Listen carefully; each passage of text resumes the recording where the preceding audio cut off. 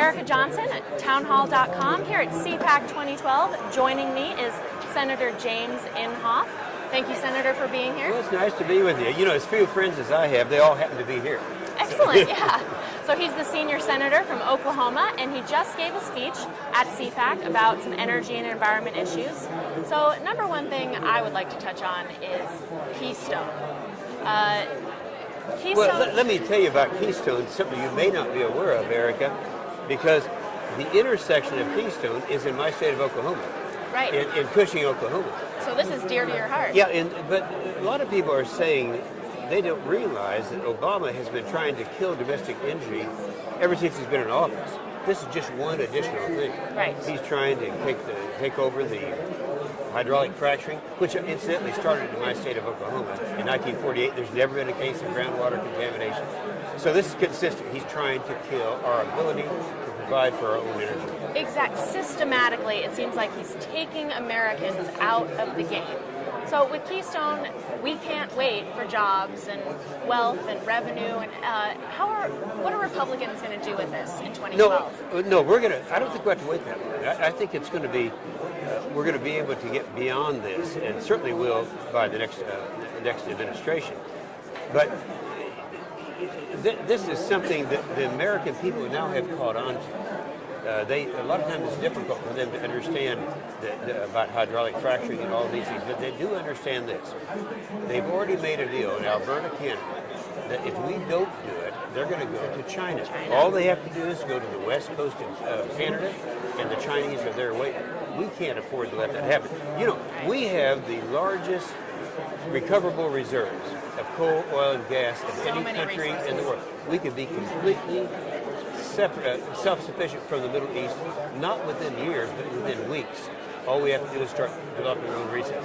Exactly. And of course, the Keystone pipeline is a very integral part of that. A big help to that. And just our energy policy is so convoluted, and all the regulations and subsidies that damage the uncertainty in the economy, in the energy sector. I'm wondering if, I believe it was Senators DeMint and Lee, who I think it was last week, introduced a bill that would end all energy-specific tax credits, which is the form a lot of subsidies take, and completely take that out of the equation. Would something like that have a chance of getting out of the Senate? Well, no, probably not now. Right. But the thing is, I think we overly complicate this thing. We knew back when Obama took office, his Secretary of Energy, for example, Stephen Chu, he made the statement, we have to raise the price of gasoline to the point where it would be comparable to Western Europe. Well, we're talking about $8 a gallon. They're intentionally doing that. Right. The Secretary of Treasury that he has made the statement that we have to end fossil fuels in America. Well, you know, you can't run America, you can't run this machine without fossil fuels. Right now, coal, for example, 50% of our energy is from coal. And he's trying to take the coal out with this cap and trade that they're doing through regulations. And you know, immediately you would have an increase of 20% in the cost of electricity.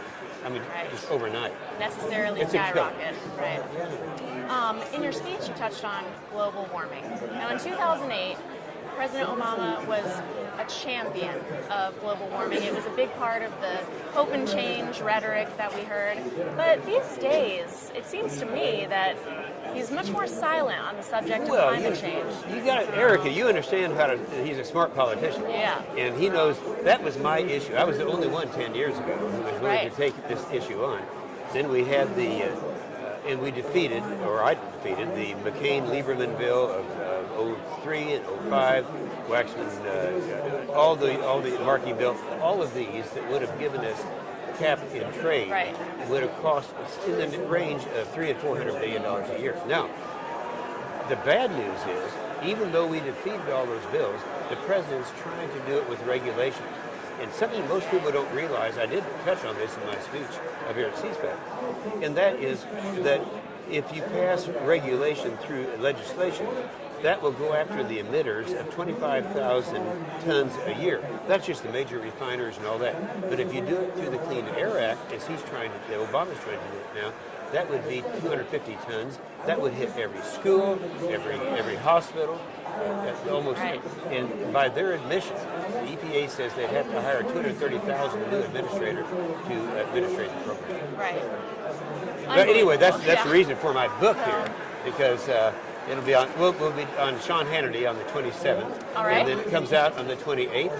So I tell the history, how the United Nations started this whole thing in 1972, and it's something that's really been a lot of research, and it's going to be an eye opener for the American people to know what really happened. Yeah, and I know you pointed out the lack of attendance at past December's conference by President Obama Yeah. and the whole gang. Yeah. But when I went over to speak in Copenhagen, that's when they'd already had the message from Obama, from Hillary Right. Clinton, from Nancy Pelosi, from John Kerry, all of them telling the other 191 nations that we were going to pass cap and trade, and that we were going to send money to these developing nations so that they could do the same thing. And I went over as the one-man truth squad and said they're lying. Right. It's not going to happen. We are not, under any circumstances, going to pass it. And so the only thing the 191 countries had in common is they all hated me. Bravo to you Yeah. for braving that. Just to switch gears as a final question, I know you're a big player on the Armed Services Committee. Yes. Well, now we're slimming down our military. No, we're Before- devastating them. Before we even make an attempt at addressing entitlement spending, which is a much huger part of our budget. Thoughts? Erica, can I tell you, I don't want to give you a real long answer, but the first budget that President Obama had, he did away with our only fifth-generation fighter, the F-22. He did away with our lift capacity, the C-17. Did away with the future combat system, our ground capability. The worst thing he did, and I hate to be the one to say this, but I'm proud of Secretary Panetta, because he said on 60 Minutes just a few days ago that the Iranians are going to have a weapon and a delivery system within 2 years. Well, we've known that for a long time. It was Obama that did away with our ground-based interceptor in Poland. Now, we have ground-based interceptors all along the West Coast, Alaska on down to Southern California.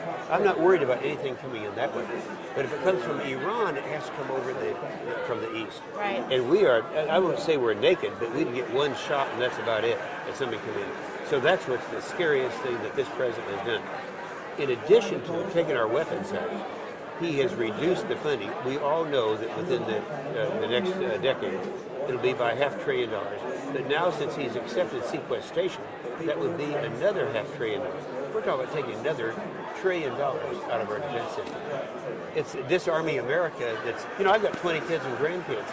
I really am worried about that. As a young conservative myself, it is frightening. It is frightening. Indeed. Well, this is Senator James Inhofe. I'm Erica Johnson at CPAC 2012.